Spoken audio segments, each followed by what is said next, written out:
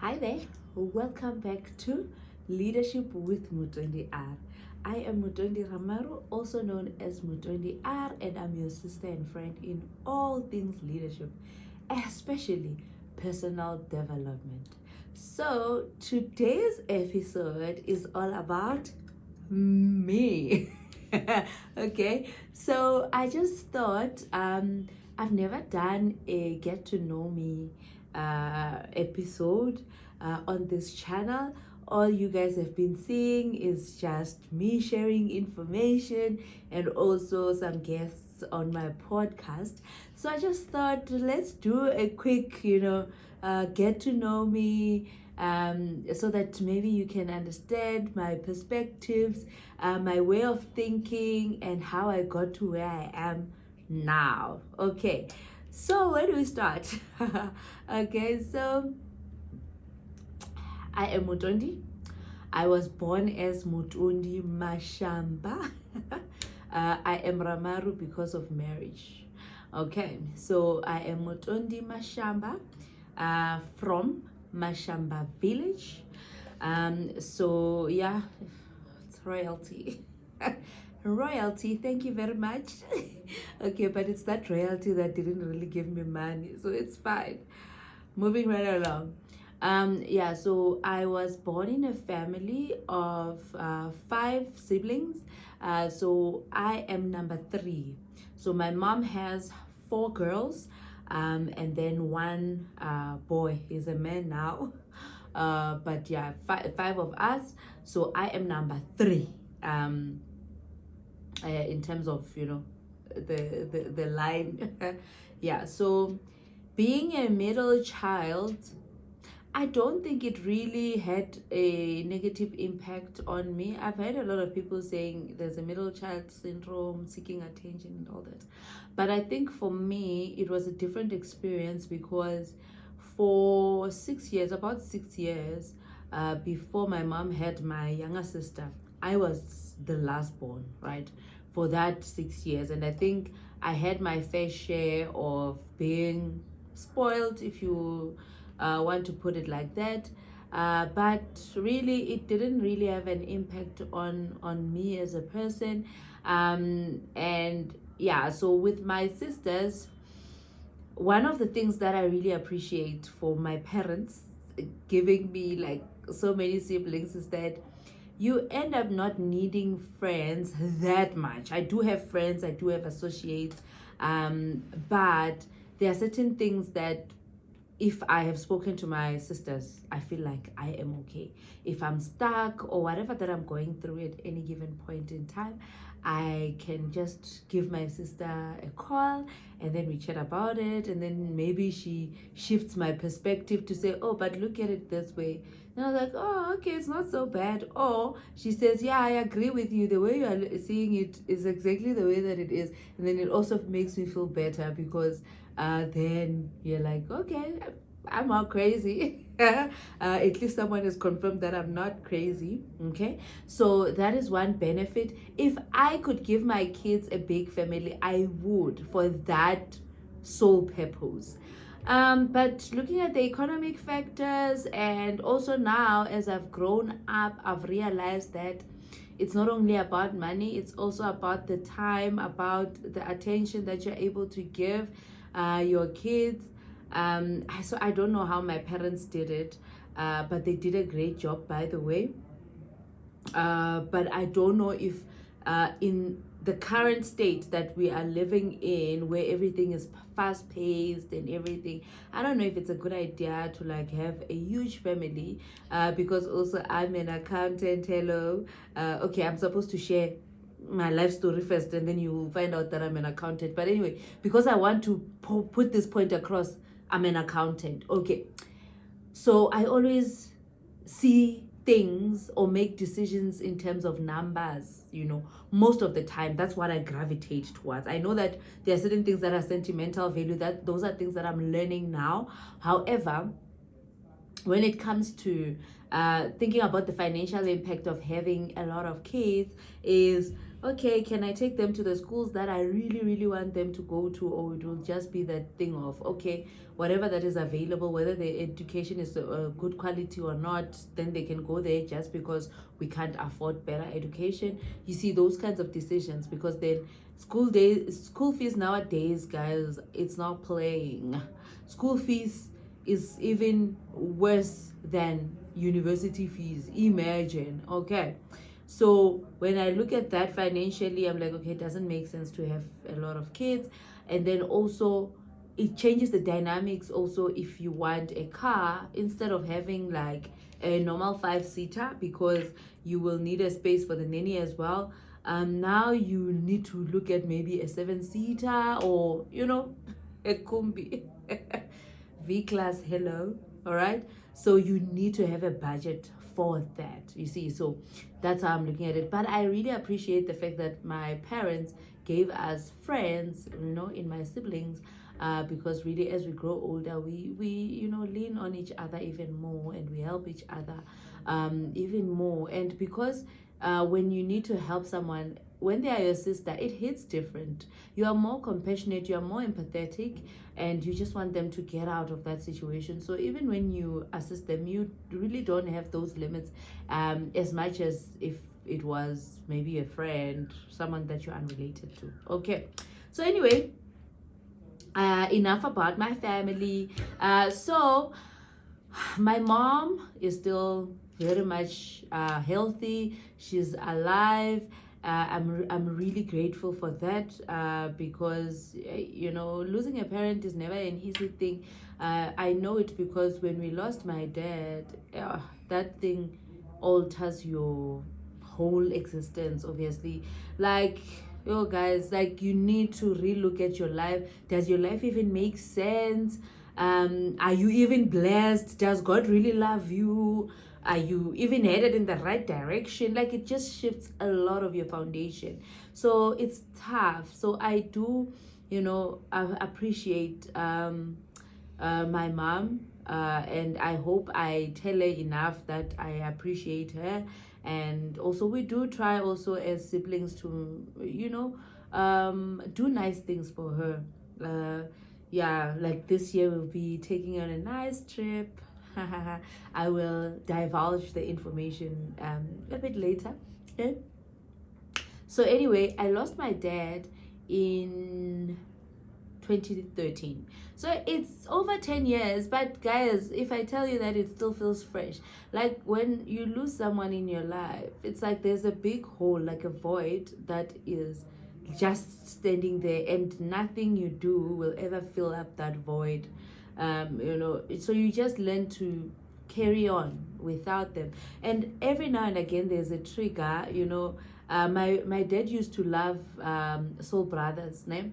The two things that my dad used to love is soccer, okay, maybe three: soccer, music, his family, okay, in that order. So he was a soccer player, and also he had a soccer team, which is still going on now, because there are people who really believed in the vision and they are carrying it on. It's called Mashamba Soccer Academy. Yay. So it's still going on. And then the second thing that he loves is music. His favorite band was Soul Brothers, and I'll tell you why I'm saying all these things, okay, in a short space, okay. And then he loved us as his family. With my dad, like, the relationship that we used to have with that man, I have memories of when it was the two of us during a certain New Year's Eve, and then we just decided, let's just go for a drive, Kruger National Park, and we're just having daddy and daughter moments, and just having all sorts of discussions. And what I love the most is that my dad allowed me to be who I am. Like, I could even put my feet up on the dashboard while we were driving, and it was so cool. But yeah, those are the kinds of memories that I have of him. Maybe I'll put a picture of him at the end. I'll think about it. If I can find a nice picture, then I'll put it at the end of this video. All right. So now the things that have happened after, I'm talking about triggers, the things that have happened after he passed is that he loves soccer. Ne? So every year we host a soccer tournament in his remembrance. So it's been running for over 8 years now. So now there was a year where the big soccer icons came, like Dr. Kumalo. He came and he was my dad's favorite soccer player because he also played for Kaizer Chiefs. So they came to our house, like we were hosting them in our house. So you always wonder, what would have my dad, felt like when such things are happening in his lifetime, but unfortunately all these things are happening after he passed, and I'm just gonna give you a glimpse because like there's a lot that has happened after he passed. But anyway, and then recently there has been like a 60th birthday of one of my uncle's friends, and they called Soul Brothers, which was my dad's favorite musical band. Like when I say favorite, I mean as the kids, we knew the lyrics word for word. We had the video cassettes. He would play it all day, all night, and we got to love the music and the dances. So we have a full routine. One day when I'm with my sisters, we will dance for you. Don't worry, okay? So those people came and they were being hosted in our house. And that was such a trigger, guys, because you're like, oh my gosh, I wish my dad could just come back for a day and, just see all these things and then go back. I don't know if I would allow him to go back, but, at least he would see it and be happy, Yeah, but anyway, that's that. So yeah, my dad passed away, but now I feel that I've healed. There was times when I couldn't, talk about him without crying, So now I'm better. We're much better as a family, and we were there for each other throughout the times, sharing the jokes that he used to make, and all those things. That was that also brought us closer together. Okay, fine. So enough about my family now. I love them and all, but let's move right along. Okay, so and then I went to a school in Lestricia. Those who know, yeah, it's a school in town, the nearest town from where I'm coming from. Because my parents believed in quality education, which I think helped me to a certain extent. If the English is something to go by, I feel like I can speak a fair amount of English. Well, that's good. And when it comes to confidence, and it's not only about the location, guys, it's about the activities that we used to do in that school that really builds up your confidence. So it was really beautiful. And then I matriculated at LT Villas school, and then when I matriculated, guys, I thought I was gonna go and do electrical engineering at UKZN. Okay, I had applied at UKZN and other universities. Obviously here and there were rejections, but it doesn't matter today. Okay, so then I ended up in a completely opposite direction. I'll explain to you how. So now I wanted to do engineering, and at home, obviously my parents were teachers, but when it came to budgeting and saving, and you can imagine having 5 kids where money is just going out every month, you don't really have enough capacity to even save for that one was in matric. So my mom at least was had a stokvel which paid in January, and I thank God for that, because that could take care of at least some things, at least registration. But then when we sat down and did the calculations and we were weighing our options to say, okay, you want to go to UKZN to do electrical engineering, so it means there's accommodation money. So we looked at the residential fees and also the tuition fees and all that, and then we saw the numbers are not balancing. The math is not mathing. Okay, So what's the next option? No, let's look at technicons. And my dad was pushing to say, no, go to a technicon, because he was looking at the fees. The fees were much cheaper. Those who don't know what a technicon is, I'm giving away my age now. Those who don't know what a technicon is, it's the ones that we call University of Technology in today's terms, okay? So yeah, those ones. So then ended up so my sister is like, no, I wouldn't want her to go to University of Technology because her marks are really, really good. So maybe I can take her to Bloom, because Bloom is where my sister was working. She was in training at the time, guys. In training. Okay. So then she's like, okay, at least I already have a place there, and she can come stay with me, so you don't have to worry about accommodation. Then you can just worry about the tuition. So luckily I had registration money. So when we get there, I wanted to do engineering at the University of the Free State. Then we go, and then we're like, okay, I want to do engineering. They're like, engineering where? We don't do engineering here. So there wasn't engineering at the University of the Free State. And then one of my friends assisted me, who was already a year ahead, checked my transcripts and like, oh, you could qualify for B accounting. So this is accounting that leads you to the chartered accountancy stream. So then I was like, okay, as long as I get to study, let's go. And then, guys, that's how I ended up in the CA stream.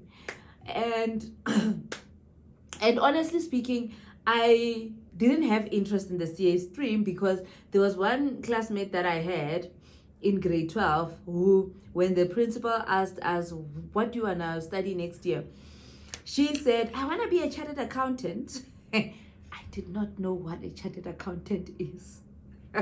Okay, but then I said I wanted to do engineering. So now when my friend mentioned that, oh, with this stream you can become a chartered accountant, I was like, oh, that rings a bell. Okay, let's go. Then we went, and then I studied the CA stream. Luckily, I did accounting in high school, so it made the transition a bit easier.